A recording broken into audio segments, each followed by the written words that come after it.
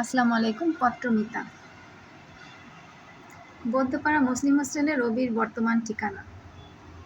পিতামাতা বেঁচে নেই, বাড়ির পুকুরের সামনের জায়গার অংশটুকু রবির, সেখানে একা থাকা যায় না।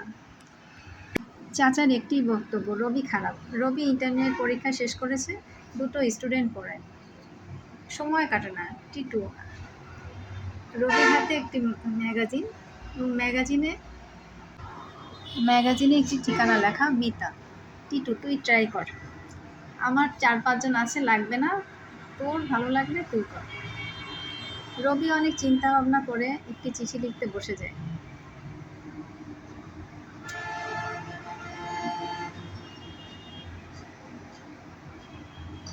মিতা, আমি যখন আপনাকে চিঠি লিখছি তখন আমার শহরে পূর্ণিমা। আপনি যখন আমার শহরে আসবেন তখন পূর্ণিমার সাথে চাঁদও উপহার দেব। আমার শহরে আপনাকে নিমন্ত্রণ। ইতি রবি। রবি জিপিওতে চিঠিটি পোস্ট করে দিল। রবি কখনো চিঠির উত্তর আসবে ভাবেনি।